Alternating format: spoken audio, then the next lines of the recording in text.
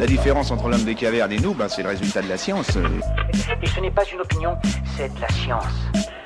Notre monde n'est pas si moche.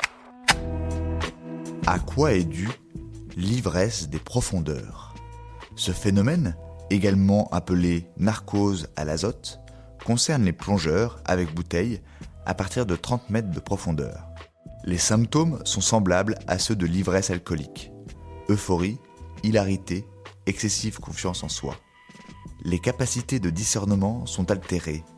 Des hallucinations peuvent survenir ainsi que des troubles de la mémoire. Plus on descend profondément, plus ces symptômes sont marqués.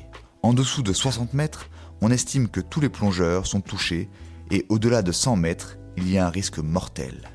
Découverte au XIXe siècle, l'ivresse des profondeurs reste mystérieuse.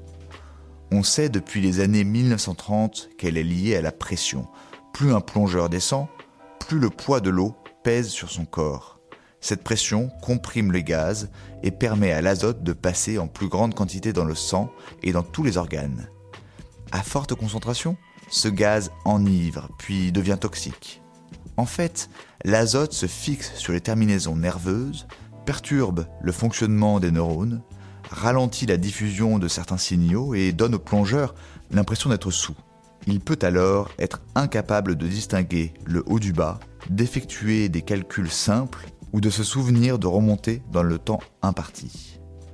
Pour contrer ce phénomène, certains plongeurs remplacent les bouteilles d'air, 21% d'oxygène, 79% d'azote, par des bouteilles de trimix, c'est-à-dire un mélange d'air appauvri en azote et d'hélium, 1000 fois moins narcosant que l'azote, qui permet de garder l'esprit clair. Super, j'adore. Alors écoute-moi bien, je vais essayer d'être clair avec toi. Ouais, génial. En quoi consiste la datation au carbone 14 ?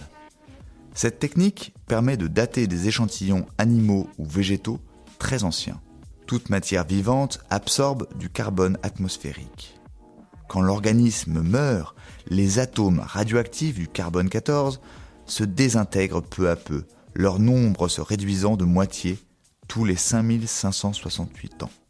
Ainsi, en mesurant les quantités restantes de carbone 14, on peut dater à 200 ans près des ossements retrouvés lors de fouilles archéologiques, des débris de coquillages ou des objets en bois.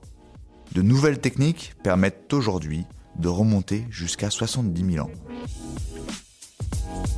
Voilà. Il ne reste plus qu'à vous remercier de votre attention. Au revoir.